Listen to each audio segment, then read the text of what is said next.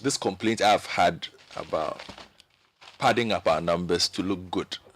And we like to look good. Typical example is us at COP27.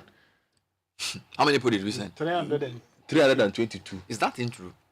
Yeah, no, all kinds of bodies are there. How many did we pay for? The government side has 150. Then the rest are organizations who have. But I'm just saying, if you look at the entire package, because there are groups that are committed to climate change and but if you look at the country we live in, like a country that's serious with climate change. That's the point I'm saying. Ramsar site 150 people to COP20. You know, COP20. Yesterday I was in an editorial meeting where a colleague from South Africa basically laughed at me and said, Godfred, what is happening in Ghana? Because he saw the number and he was like, what is happening in Ghana with regards to climate change? Because we have editorial meetings constantly. And we don't hear anything. So it's like, how come Ghana has so many people at COP27? Because we have another colleague who is attending there, but he's like, they don't have that many people there. So how come we have so many people attending COP27? But the issue is serious. We have this infatuation. The policy space is big. You know, we have this infatuation with letting the West feel like Ghana is the ish. Yeah, Ghana is a template of exactly. development model. Ghana is doing well. Exactly. Who cares what you think we are doing well? So that is what we put out there, which is why we have situations where there most of the time I've had complaints where our president doesn't talk to us. He likes to talk to the West. Yeah. The president prefers to talk to the international press because he feels that they understand him best and he will say the things they want to hear about us. So he will talk to Forbes, he will talk to this, they'll put him on the front page when things are hard, but like, oh, this is the new model. Meanwhile, if you look at, if you do a detailed analysis, you see that these things are not built on solid foundations. And talking about this over-liberalized market, it was part of the strategy. Unless they did not think it through. Strategy is to be implemented, not to be discussed. That's the thing with Ghana. We don't implement anything. Yeah, but part of the promise, you see, that's why I'm a bit worried by this. Part of the promise that we made to investors was that it will be easy to repatriate your profits and principal back whenever you want to. Why do you make such a promise? Exactly my point. And not because you want to have an advantage over everybody else. So that gives you the advantage. The fact that anytime you want to repatriate the money, you can repatriate it. We sold it to them. So come. So then what do we get? Come, exactly. So we get 20 people being employed. What we did not consider was this situation we find ourselves in. We don't think long enough. Thinking is hard. So here we are with this big struggle. I've been trying to find these numbers for you. On the companies registered versus who owns them, what sectors they are in. And I think there's a discordance between the numbers in terms of money we declare for exports and how much forex actually stays here. Thank God for Bright Simmons. Yeah. So our FDI stock to GDP ratio. Yeah. Cote d'Ivoire, Nigeria, Kenya, they are doing 22, 25, and 18%. We are doing what? Ghana is doing like about 40%. Meanwhile, if you look at how much money actually stays, Croatia have. But that's the thing. So the FDI recorded, and according to him, and he does his research very well. Yeah. I don't have any cause to disagree with him on this one. He says the continental average is 25%, and we have 40. We are above. They says the total FDI stock is a staggering between 75 to 80% of GDP. But my question is that FDI we are recording as FDI. What does it? Where does it actually end up? That's so FDI. So if somebody says I'm coming to do a $5 million factory in your country, and I'm going to produce raw pineapples, and I'm going to export the pineapples to England, and I'm going to get all the proceeds paid into my account in Jersey. Then you haven't. So you record that you've exported 20 billion worth of pineapple. You are not getting anything. Yeah. So Addison is still looking for Eurobond money to support it. That's the point. So if we don't deal with that matter, we are not going to go anywhere. Anyway, later. So listening to the Citi Breakfast Show.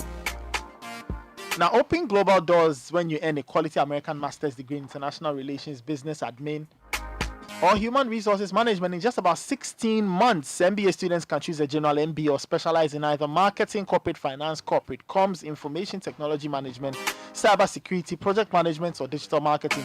Admissions are also open for undergrad programs. Apply now to enroll for October intake and get up to 50% off tuition. call 0540-012-0849 or 0540-120-869 now. Visit website.edu.gh for more info. Now, have you been hustling under the scorching sun? Are you tired and thirsty? Do you need a quick refreshment to quench your thirst and complement your meals? Your favorite Coca-Cola day for you. You can get the Coca-Cola Zero Fanta Sprite in our 300 ml returnable glass bottle at 2 Cedi 50 pesos. You can get the 300 ml plastic bottle at 3 Cedi 50 pesos and your favorite Coke Classic in our 300 ml plastic bottle at recommended price of 3 Cedi 50 pesos. Whether you're out hustling or hanging out with friends, make Coca-Cola a part of that moment. Coca-Cola, real refreshment for all occasions. Coca-Cola Zero Sugar, you need to try it first. Now, how can you be sure you've chosen the best candidate for the job? How about their skill set? Can they handle the day-to-day demands of the job? Let's eliminate these questions for you. Introducing The Room. From a vast array of highly skilled and competent software engineers, customer service personnel, research and data entry specialists, and administrators, you can be sure that your company's mission is in safe hands. They are just a room away. Visit www.theroom.com now.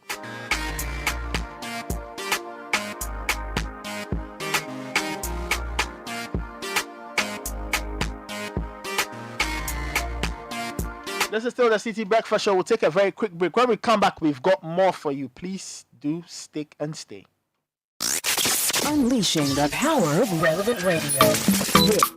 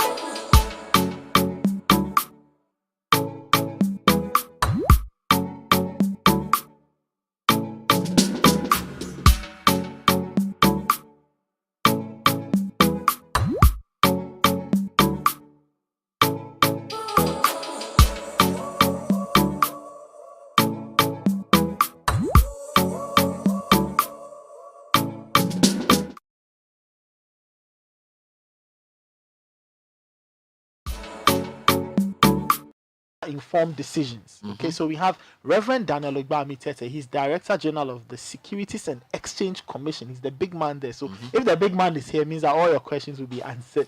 We also have Mr. Kise Antonio. He's Vice President of the Ghana Securities Industry Association, and he's the MD of Sentinel Asset management. So this is the regulator, This is the and then regulator, this this is is the somebody- industry association. Industry association. So everything do answer. Do answer.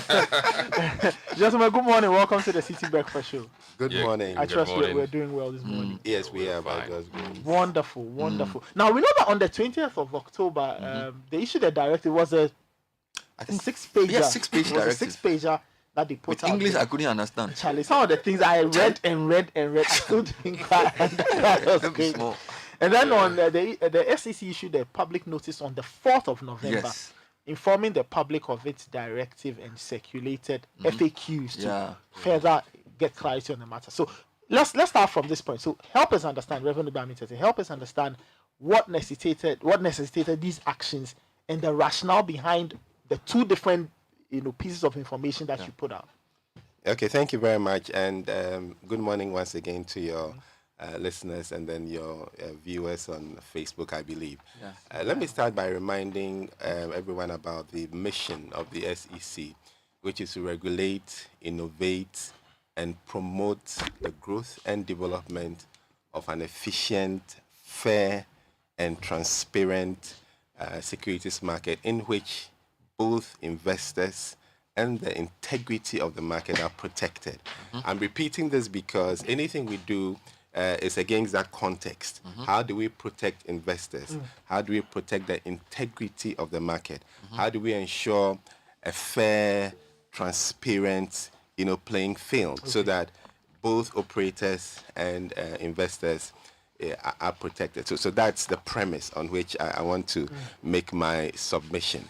Now, when it comes to investment, because the directives we issued had to do with investments, in particular, fund managers managing collective investment schemes. So when you invest, either as an individual or if you are a portfolio manager of a collective investment scheme, you buy securities. Okay. Now, in Ghana, we typically have the two basic securities. There are a few others, but I'll limit myself to equities and then fixed income. Okay. Now, when you take equities, you have those that are listed on the stock exchange and then those that are not listed. But you find that most of the time, the collective investment schemes focus on the listed securities. Okay. Now, they are expected at the end of every trading day to indicate the value of the securities, and that determines how the portfolio is doing. Okay. Now, what I think people may not have averted their minds to is the fact that bonds or fixed income, which are listed, also have a price, okay? And just as the price of securities, whether it's, let's say, Fan Mill, Guinness, any of the securities can move in a day, in a week, in a month, based on various investor sentiment, bond prices also move. And especially when you have the situation that we have now of a bit of, if you like, instability on the macroeconomic front, leading to a surge in inflation, and then as a result, interest rates also going up.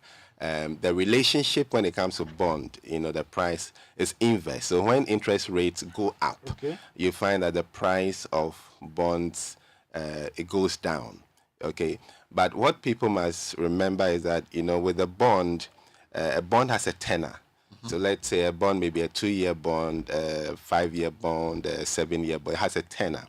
Within the tenor, the bond price can go up and down. It can go above the face value.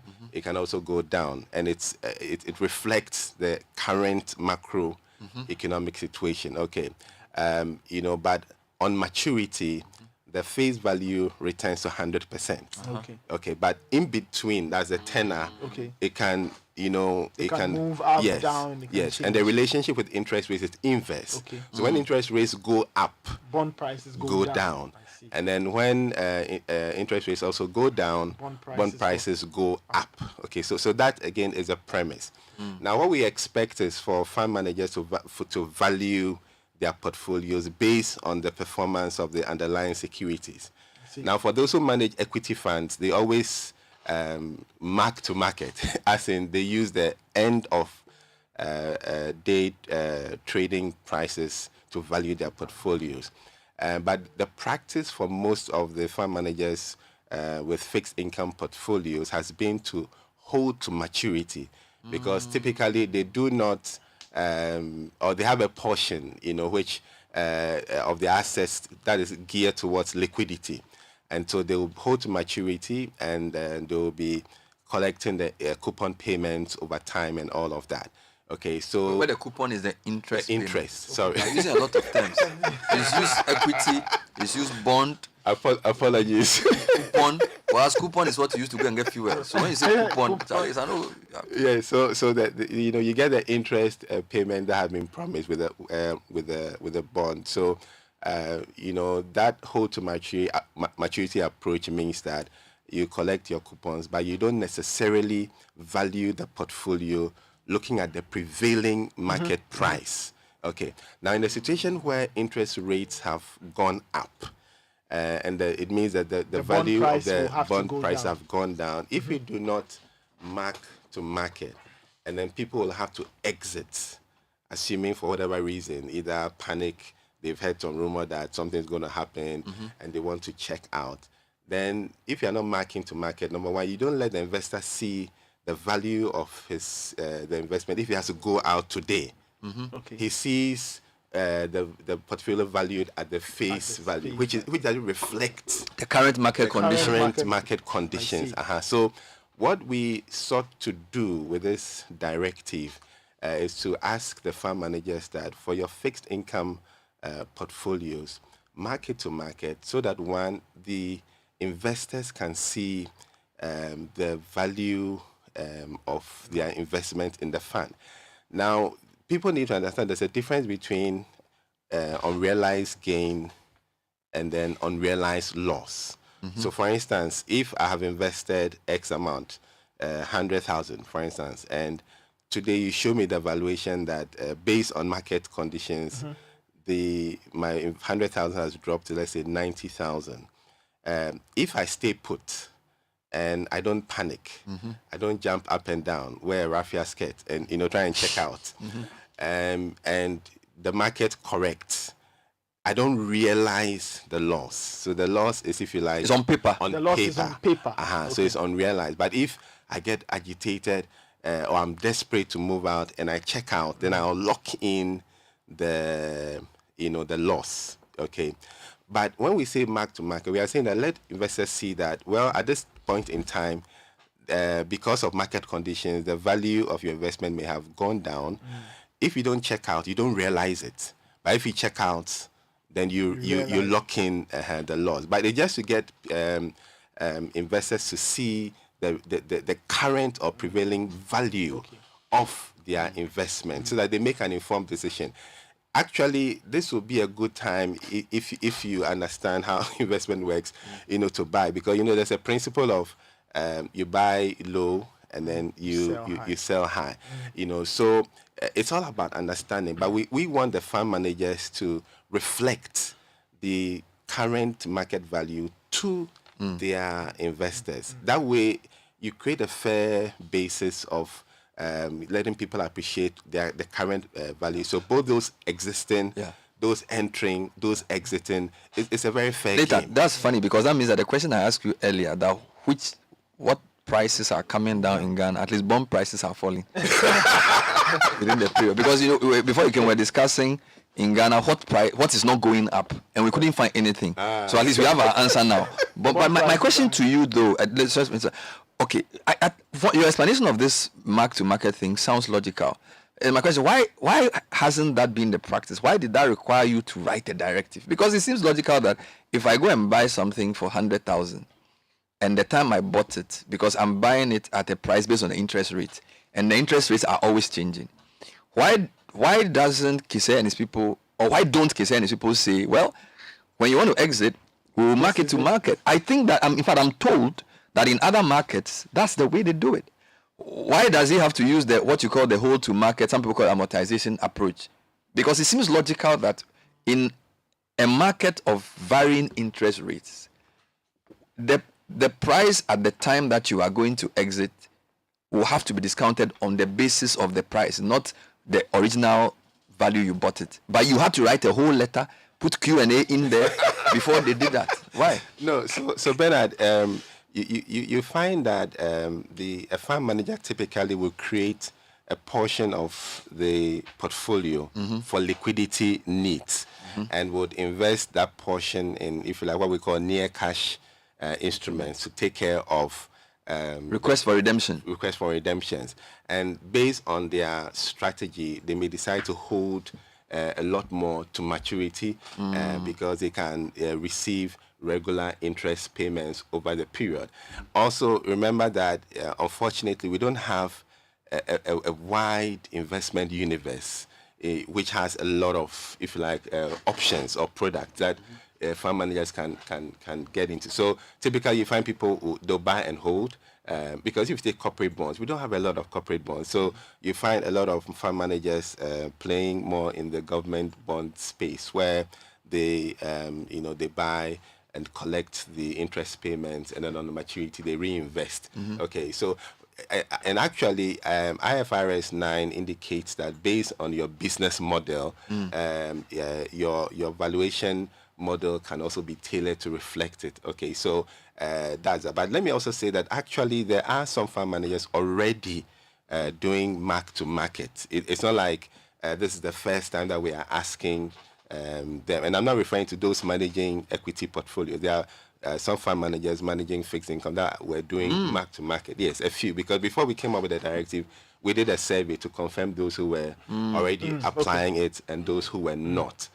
So it's a mix of reasons. But given the fact that interest rates had gone high, we believe that it was important to step in to make sure that we protect investors, especially those who are entering and then those who are in, and so that people do not exit at elevated. So are you saying that those who were exiting in an era where mark to market was not being used were going to disadvantage those who remain? In the sense that those who remain will be paying for the windfall that those who exit get. In a certain sense, because those who are exiting will be exiting at elevated, because so if beyond the proportion of your portfolio that you set for liquidity, now you have a lot of redemptions. Means you have to sell. You have to sell to get money to pay the guy who wants to leave.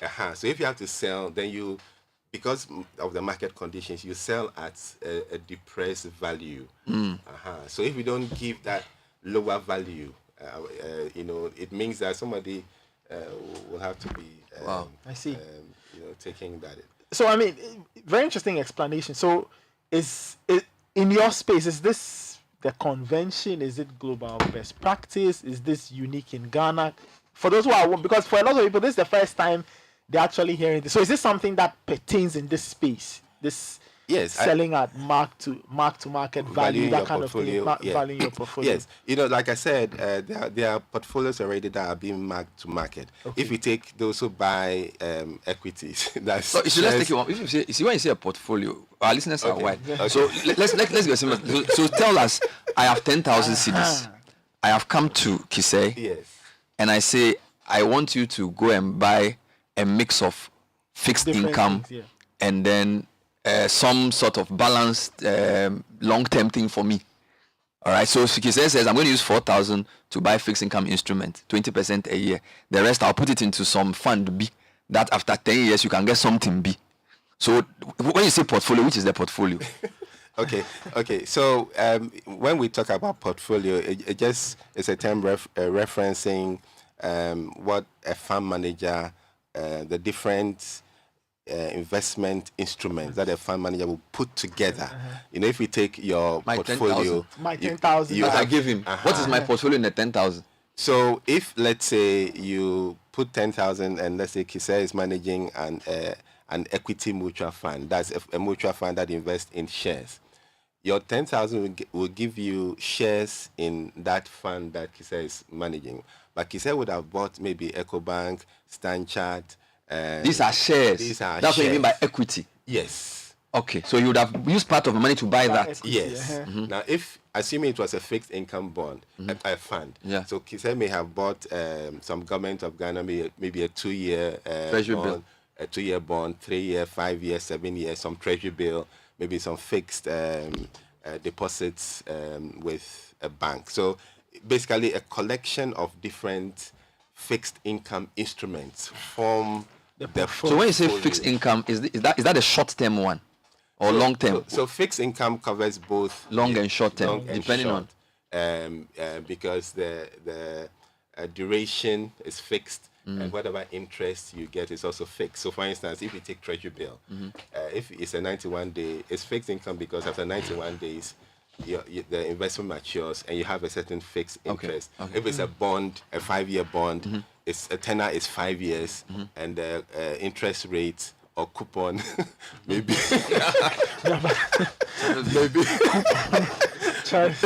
maybe 7%. So when we say fixed income, it covers both the long and then the short. Okay.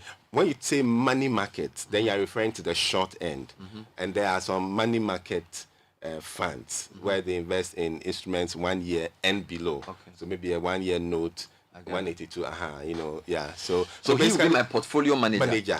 And he would invest your 10,000, your 5,000. He will invest in the different.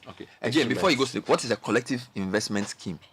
The idea of a collective investment scheme is where a number of people come together, pool their assets together, and assign a fund manager who has the time and the expertise to select the kind of investment instruments that will yield some decent returns and enable them to achieve their goal. So you can have, let's say, an equity fund, mutual fund or unit trust, where the fund manager will just pick shares or equities. You can have a money market fund. And for instance, we would normally say that if you have an emergency fund, you put it in a money market fund because that one more liquid. It's more liquid. And you can have a fixed income mutual fund or unit trust. So depending on the mandate of the fund, the collective investment scheme just says that pull your money together. There's a fund manager. And the good thing about collective investment schemes is that it's easy to enter and easy to exit because you don't need a lot of money to get in. Great. Now let's move on to the thing that's bothering a lot of people. Okay, now this mark-to-market thing, how different is it from the haircut on government bills that's become really topical? Lots of people are asking whether or not is this the same thing as the haircut, and what's so is this the same thing or this is very different? It's not the same thing. It's totally different, and let me explain. With regard to let me say the speculation that has been going on around government debt discussions with the IMF, and therefore people saying there's going to be the haircut. I think we all listened to the president who came out to say that there is no haircut because a haircut was going to mean that probably people's I think the speculation was that your principal was going to be affected and so on and so forth. I think there has been that clarity as to the details of the discussions regarding government debt. I'm not in a position to speak to the details because I do not have the facts. But this directive of mark-to-market is not a haircut conversation. What this directive is just saying is that create that fair, transparent basis of valuing your investment. Let investors appreciate the fact that currently, given the market situation, if you are exiting, you will exit at this value. Let me give an example of using shares. If let's say you buy shares of EcoBank, you buy 10,000 at let's say 2 cedis, and you bought it maybe 5 years ago or 2 years ago. Now today you want to sell, and the price has dropped to 1.5. You can't go to the market and say they should sell it to you at, they should buy from you at the 2 cedis you bought it. You sell at the prevailing price. So all this conversation about mark-to-market is to say that when it comes to investment, especially securities that trade, there's a price, there's a market price. And it's important to mark the current value to the prevailing market price. And that would inform you to make the decision that, hey, if I check out now, because of effectively I make a loss. Yes, but if I don't check out, then that loss could be wiped out. You know, that's how it works. So it's just to, so this is not a haircut conversation. It's just to say that let's, you know, let the value of the funds we are managing reflect the market, the current market position, and let the investing public appreciate that this is what it is. If I should check out today, I lock in the loss. You know, many years ago when I was on the other side, I remember I sold a particular product in a church, you know, and there was the wife of the pastor who bought it, and then a few months after, the price dropped. You can imagine, I'm also a pastor, and you know, it wasn't easy at all. But I managed to convince her that, look, market prices have that kind of a movement. So if you don't panic or get agitated and check out, it's the market has a way of correcting. Okay, you know, she listened to me, and a year after, the price had gone up, and that I didn't hear from her again. But you see, it's just to let people understand that security prices, whether it's a bond or shares, it moves. So marking to market just gives you a better sense of the prevailing value of your investment. Yeah. Mr. Tetteh, let me bring you in. Like I said, he's with the Ghana Securities Industry Association, so he's in the space, actually a player in the space. Now, how does the association view this directive from the SEC, and how are fund managers expecting investors to respond to this implementation? Yeah, thanks. I think the members of the GSIA understand the reasoning behind the SEC's directive, and we believe that the market valuation methodology will, as Reverend was saying, protects the interest of all investors in collective investment schemes as they are treated, and I believe more importantly, equally in a market like what we are currently experiencing. Like Rev said, a good number of funds, and I dare say most, were hitherto using the hold-to-market, the hold-to-maturity valuation methodology, where they use the face value of those securities and their accrued interest over whatever period one was looking at to get the value of those securities. And like was being espoused earlier, if investors are coming out now using that methodology, they're going to get a more than a proportionate share of their interest in these CISs, and that will ultimately hurt investors that will be left behind. Regarding the second part of your question, based on this, we expect investors to stay invested, because it's important that you might get a statement showing a loss, but it is nothing but a paper loss. You only crystallize the loss when you exit that instrument. So for instance, you buy something at 10. Now I'm telling you it's 8. It's a paper loss. You haven't lost 2 CDs. Okay. You only lose 2 CDs when you exit. So I'll advise investors to stay invested. And if you do not need cash, don't just redeem for redemption's sake. Yeah, even at this time, maybe you need cash for something. It might even be good to consider other alternatives. But I have a question. So you're saying, so let's assume there are 2 possibilities. Some people have spoken to say, I actually needed the money at the time I came for it. And when I entered the investment, I didn't know that this man had told you anything. I don't know him. It's you I know. And then I was hoping that my 10,000 that I bought, the price would be 12,000 the time I exit. But then this man has sent you a letter that says that, well, if Bernard is exiting in November, the price is 8. Don't even give him the 10. Let him get it for 8. He feels hard done by. He says it's like you are changing the rules in the middle of the game. So I'm not happy with you. What will you say to such a person? Well, you see, it's rather unfortunate, and I guess the strategy for most fund managers was to hold these funds to maturity. But we are currently in an environment which we all witness to. I mean, the monetary policy rate has increased by about 11 percentage points over, the last several months, and that has adversely impacted the prices of these bonds. Okay. So you understand. So I guess at the time of you coming in, we all expected that, look, we've pulled funds from various investors. We're going to hold these bonds to maturity. We're going to get coupon or interest, as you say, to come in to reinvest if interest rates were going up in higher yielding instruments to take advantage of those higher yields. And also, we keep cash when investors are coming to redeem, we give them. But currently, what has happened is we fund managers have been inundated with redemption requests. And based on what? Is it based on the fear of a haircut? No. Or what was? Why were they? Why are they doing that? Before all this haircuts Thinking up. discussion started. Okay, like I said, the NPR went up.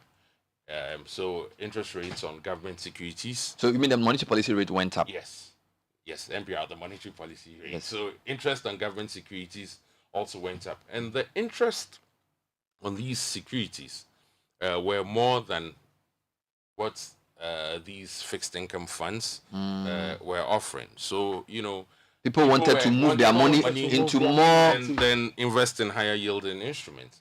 And then secondly, we all know that people were speculating on the CD as well. so they were also removing their CDs They were to removing buy the money dollars. to buy dollars. So there was because- pressure on fund managers Yes. beyond the To make liquidity money they are available. prepared. So they've been inundated. I mean, there have been the outflows and the billions. Wow. Okay?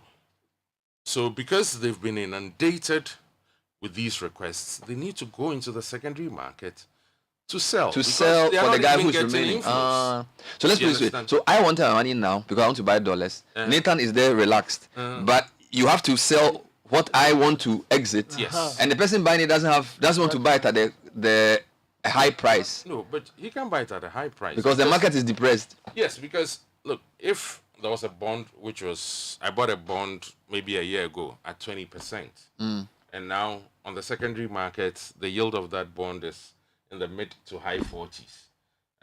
If I need to buy your bond, I need to buy it at a price where the coupon I get and then the capital gains I make at maturity will be equal or more than what is currently the yield or the coupon or interest on what we call on the run issuances, which are the recently issued securities. So I guess that is the reason why if you invested with me and you come back now, I'll tell you that. So the other question, sorry, Nathan, so two things. Are you not selling products to people who don't understand what they are buying? Because the way you're explaining this thing, if I'm coming to give you 100,000 CDs, I should know that based on the interest rate, the price can rise or fall. Yeah. And that whatever I get, as you said, capital gains and then interest or coupon. It seems to me that a lot of people were buying these things Not knowing, without understanding. Absolutely. In fact, this point you made about the price and the inverse relationship with the interest rate and the fact that it is what is the so-called par value. I'm sure 70% of your people don't even know what the meaning of those things are. But when they give you the money, you take it. Do you understand? So my question is, maybe you guys in the industry too, it's your fault. You haven't, because again, the point you're making about people all speculating and running. Yeah. Now, there's no industry that can withstand a run. Yeah. Now, a run is always based on information or lack fears. of it. So again, I'm challenging you that maybe you guys in the industry have not educated your customers well enough, and that is why they are susceptible to whatever message. Somebody can put something on WhatsApp and people are all running because the guys you are taking their money to do business for them, but they don't actually understand how you are making the money for them. And so the least thing that happens, they do something and then you are hot, and then you have to call this man to come and help you. Okay. I think that's a good point, Bernard. I mean, the thing is, prior to 2016, I believe, Rev, I guess I'm right, there was no secondary market for bonds. So just a primary. So it was just a primary market. So there wasn't a secondary market where you could sell. So I guess So when you say primary market, you are talking about the main people, BOG, the big guys who buy from government directly. Secondary market is selling. Fund managers to buy from government. Yes, so directly. it's not everybody who understands the term. So I want to explain what the secondary market. Okay. But on the secondary market, that is where we can trade these instruments. So if I want to exit an instrument, I go to the secondary market, and that will be for most securities, it's a function of demand and supply. Okay. I mean, even for fixed income securities, it's a function of demand and supply as well as interest rates, like Rev was saying. So prior to 2016, there was no secondary market. So all these fixed income funds were doing valuation on a hold to maturity basis. And I guess the rationale for most of them had to do with the fact that no one expected a run. So they expected that as people come in across the economic cycle, we can invest maybe when there's low interest rate regime, when interest rates start going up, we take advantage of new issuances, the yield on newer issuances, and conversely the same would be true, so that we are able to offer returns across, pretty decent returns across whatever stage of the economic cycle we are in. I don't think anyone foresaw what we are currently experiencing. And let me say, the hold to maturity valuation methodology too is something which is also used. I guess it depends on the strategy of the manager. But with the mark-to-market valuation methodology, it's the standard used, when you have financial assets or liabilities. So is that going to be the permanent? Value. So Rev, are you saying that Going for it, from now henceforth is mark-to-market, or we are saying because of the current economic uncertainties, we are doing mark-to-market, and then we'll do hold to market later? Hold to maturity. Hold to maturity.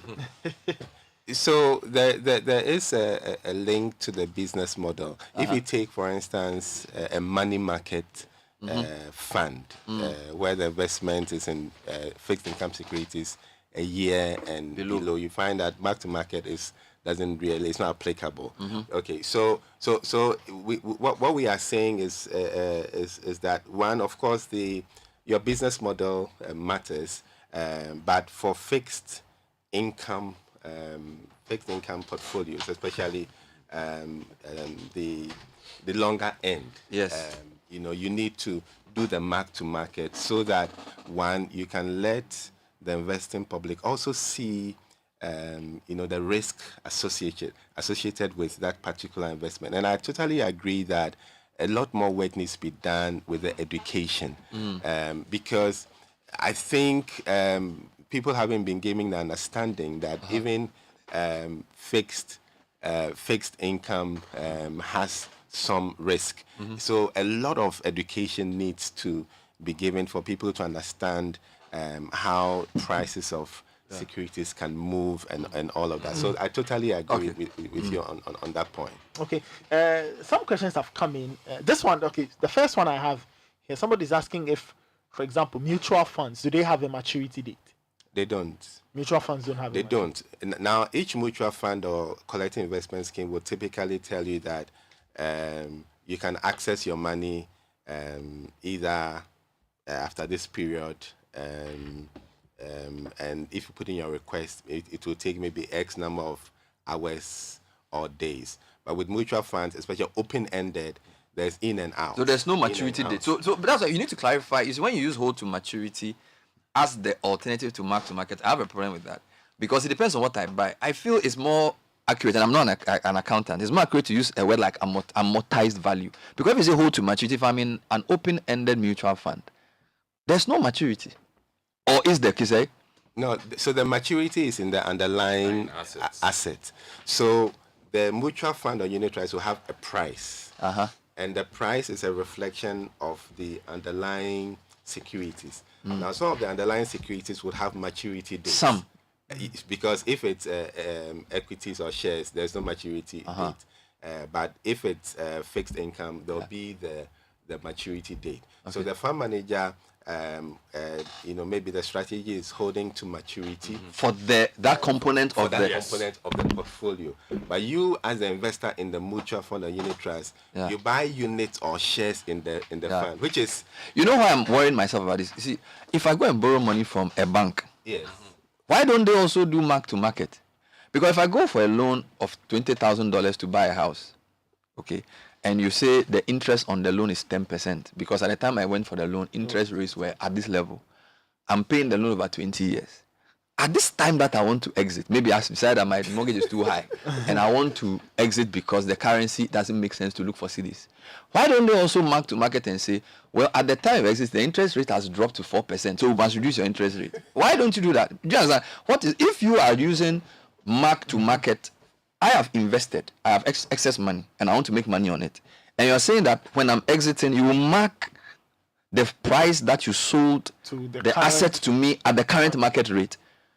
Interest rate is the price of the debt. So in the same way, if I go for a loan, in a volatile interest rate environment, you should also be able to say, if somebody is paying their debt at a specific time, particularly for something like a mortgage, they should also mark the interest rate to market. Do you understand? But you don't do that. Bernard, I think with banks, when they're given facilities, you either have a fixed interest rate or a variable interest rate. So I guess one could argue that the variable interest rate is the mark to market. So if, But most banks will give you fixed. well, I guess then that is the banks, you know. Yeah, but, So but it's the financial sector. You see, the financial sector is under threat based on everything that's happening. Yeah. So the financial sector, because of the economy, is threatened. Yes, you are the SEC guys. So yes, some of these things are BOG issues. But I'm saying that if you want people to trust in the market, your pricing methodologies have to also be reflective of the times. Maybe this is not a forum for it, but you can't mark to market for my investment and then when it comes to the debt I go and owe you there, you are saying the interest you give me in 1945, I should still be paying. That doesn't make sense. So that one they won't agree. Anyway, some questions. Yarintama is asking if there's going to be haircuts on BOGT bills, and how will it be done? How will it affect the investment? No haircut. It depends on what machine they use. Yeah. If they use the razor and the comb, no, that one is deadly. So yeah. But that's a good question. No. I think Bank of Ghana bills, and they buy for the government. So the question will be, what will be the position after the government engagement with IMF on what will be done about the government borrowing. So that would apply to all government. Okay. And like I said, the details are not yet out, so it's not good to speculate at this time. All right. Francis Intema is asking if it makes sense to buy treasury bills or begin contributing into a mutual fund at this time. I think, I will not be able to answer this question till I have a lot more information from Francis. I mean, I need to know what your investment horizon is, and what your risk tolerance levels are, and which mutual fund or which securities will be needed for you. I mean, if you need your money in 3 to 6 months' time, it does not make sense to invest in a mutual fund. Then you are better off going to buy a treasury bill. Okay. If you want to put money away, over the medium to long term, and depending on what your investment objectives are, then possibly mutual funds could be right for you. Okay. But one would need further information to All answer that question. All right. This one says, what duration of investments will not be affected by the mark to market? And unlike term deposits, mutual funds do not have a fixed term. So how do they calculate the mark to market? That's what I asked. Yeah, I think that's So what you asked. let me start by saying that marking to market doesn't affect the value of your investment. What marking to market does is saying that today, what is the market value of your investment? Okay. Now, how do unit funds or unit trust or mutual funds value or apply mark to market? So if, let's say, a particular fund has X amount of investments in GOG bills or bonds, it will look at the prevailing price today, and that will feed into the NAV of the fund. So mutual funds or unit trusts, they are supposed to compute the net asset value of the fund, which is taking into consideration all the assets minus the liability. So it's very simple. It's a question of taking the current value of the bonds that they are market to market, and it shows in the NAV or the price of the fund. Joshua from Kaswa says, how long is this directive going to be in place? The current value of my investment with EDC is now 80% of 100%. Truly speaking, I expect this investment to cushion me in trying times. What is the use of saving now with a directive that values my investment to market value? So that's For me, I think it's rather unfortunate it's now 80%. But what I'll say is asset prices are depressed. Okay. And there's an adage or maximum fixed income in investments, in investment management, which says you buy when asset prices are low and sell when they are high. So in as much as what we are experiencing is not pleasant, I believe there are also opportunities. So, I mean, but like I said in my previous statement, it's good to look at your circumstances, look at what your investment horizon is, what your risk tolerance level is, and maybe this is the time to even buy more. I have a question Yes. based on what you've said in terms of for those who want to exit, and you are saying if you don't have urgent need for your money, stay. All right. So let's assume I stay because I don't want to distort the market. I don't want to force you because, as you said, everybody is trying to get their money out. So we stay. You're not distorting the market, it's for your own good. Fine. So I stay. Yes. Are you saying that eventually the market will correct itself and therefore that 100 that become 80 will go back to 100? Okay, very good question, Bernard. You see, when it comes to equity, I don't want to sound too technical. I use terms like volatility and stuff like that. You see, prices go up and down, which is that's what the fluctuation is called volatility. With equities, the volatility is infinite. With fixed income, once you're holding to maturity, there's a convergence to the face value as we approach maturity. So that is why we are saying stay invested. Okay. So something could be 80 now, but once you're getting closer to the maturity date, it trends towards the face value, which is the price when the issuance was done. So maybe at maturity date, you're back to your 100.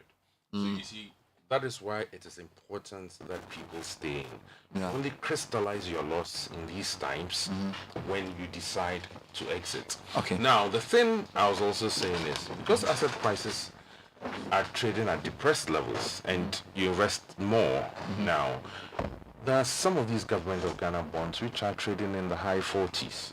The yield is in the high 40s. So once you buy some of these securities now, what happens is as you're approaching maturity, over the life of, or the remaining life of that bond you'd have purchased, you'd have made some solid returns. And with fixed income, there's always what we call a reversion to the mean. Second question. To come down and Shouldn't fund managers, of which you are a very good one, begin to question their assumptions? My question is premised on the fact that 2 years ago, when I talked to fund managers, they are like, oh, because of all the things in the financial sector, we are all moving to government. So a lot of our portfolios, we are going to increase the proportion of government things we buy and move away from, because in the past, people were spending money on other instruments. So they were even investing in other financial institutions, for example. So they'll give money to a savings and loans and things as part of all of that. And realize actually, because of all that happened in 2017, with all some of these companies collapsing, they said, look, let's just move, because there's a diversification as well. So when you give a fund manager worth his salt, must manage the assets based on his understanding of the market and his risk. So the guy said, I'm moving the thing to government because government is safer. yeah. Now government, you are saying there's no haircut. We don't know. Definitely, if there's a debt restructuring. No, okay. What I'm saying is that he's saying that the president said there was no principal haircut, and that even had to be clarified when I asked Kojo Upon Nkrumah the question. So I'm saying that don't fund asset managers and fund managers have to re-evaluate their assumptions about the market that government is the safest, government is the best, because there's a risk that the government may not pay. In the past, when they are doing the risk analysis, they always say, for government, the government will pay. But the risk is about interest rate, exchange rate risk, and inflation risk. But now you are sitting here and with an IMF program, you could have a restructuring of domestic debt, and that could mean something else. So I'm just coming back to you to say, maybe we have to get new notes about this market, and maybe we have to tell people that we don't understand it the way we sell it. So when you are coming to give us money, These are the possible things that could happen.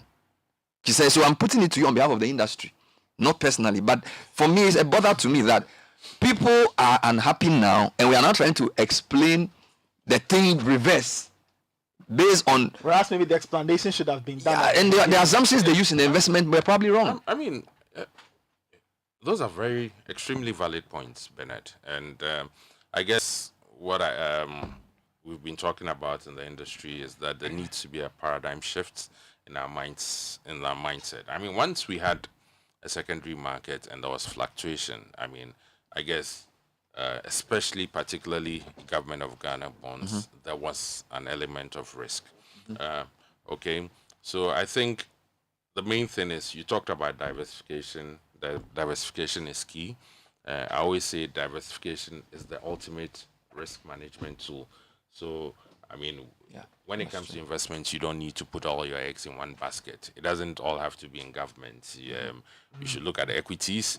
You should look at other alternative asset classes as well. But quickly, I think it's also important that investors seem, the mindset of investors always seems to just focus on the upside when it comes to investments. For every investment, and now we are even seeing that with government, there is some downside risk.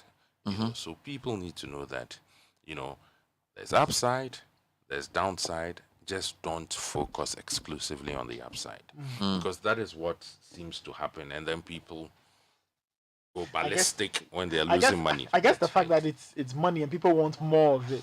People get emotional when it comes to money. Nathan, I think we need to conclude with a question for Rev, in a sense. A lot of people keep asking about the previous revocation and their debts and things. I need you to make a statement on that. For example, somebody says, Bernard, First Fund, since its revocation in 2019, shareholders have been paid just 8% of their investment. This was paid in 2021. What is the SEC doing? I believe that, yes, you are here to talk about mark-to-market and all of this, but I believe there are unresolved issues with the 2017 to 2020 financial sector cleanup, where some of the customers in companies that you regulate have still not received their money. And I believe it's important for you to make a comment on that. Is it that the money is finished? Is it that they will be paid later? Is it that when the IMF comes, we don't know. So please, you need to give us some way forward on that matter.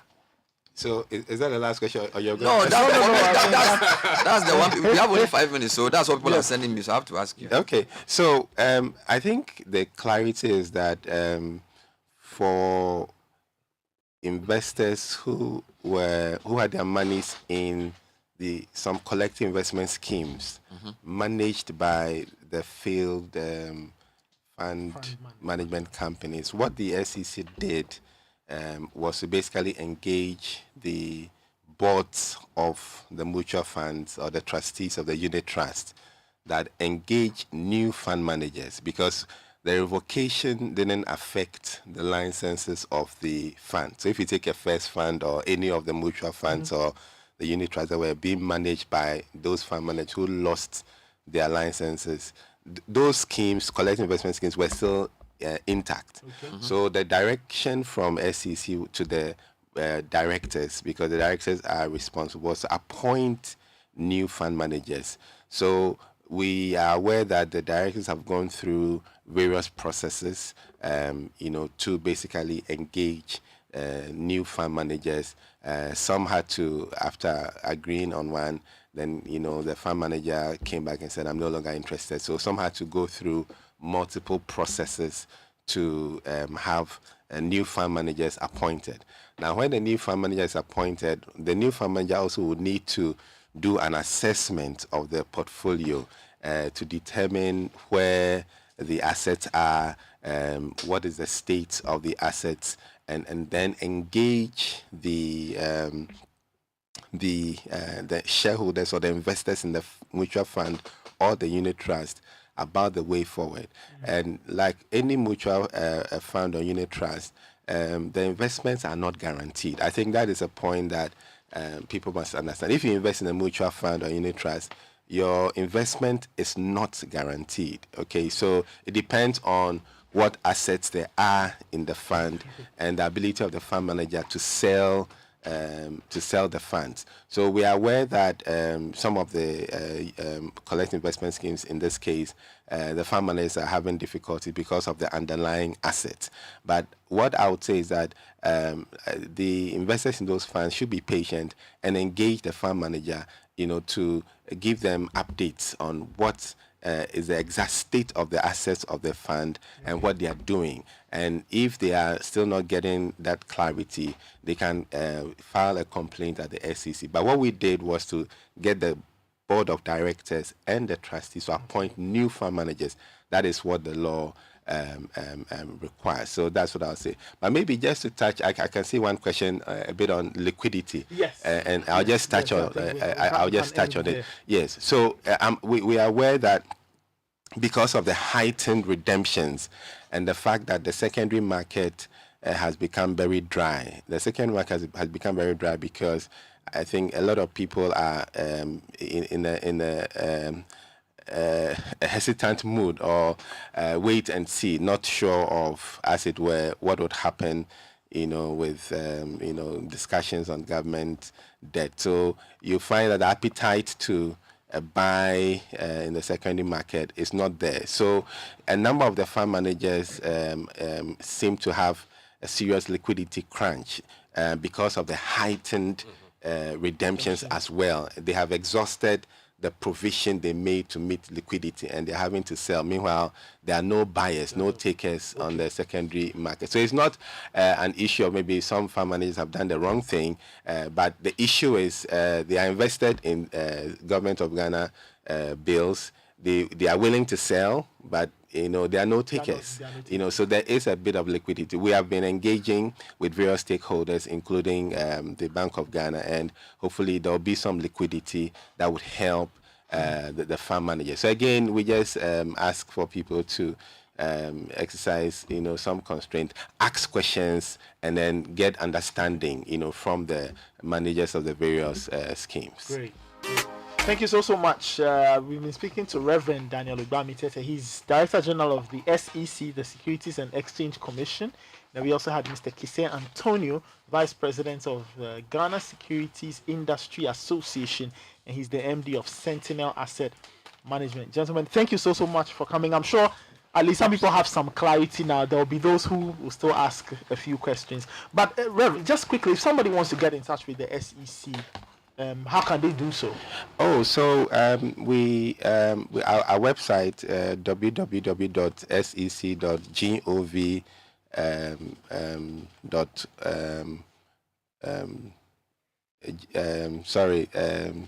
www.sec.gov.gh. Okay. sec.gov.gh. You can go there. You can send an email to info at sec.gov.gh.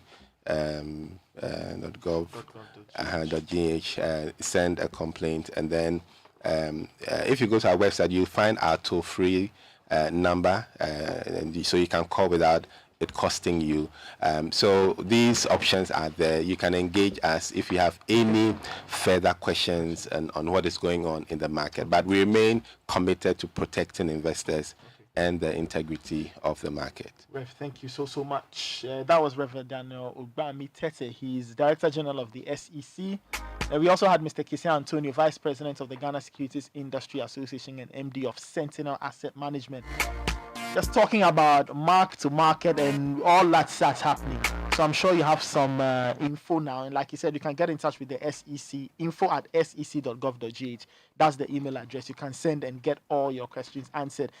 Before we wrap it up, though, Heritage Christian College is located at Amasaman behind the Olympic Stadium. They are affiliated to KNUST, accredited by GTech, and they have all kinds of great programs for you. Your entry requirements: WASI, ABCE, GBCE, HND Diploma Top-Up, and mature 25 years and above. You can call 0547 777 731 or 0202 298 399.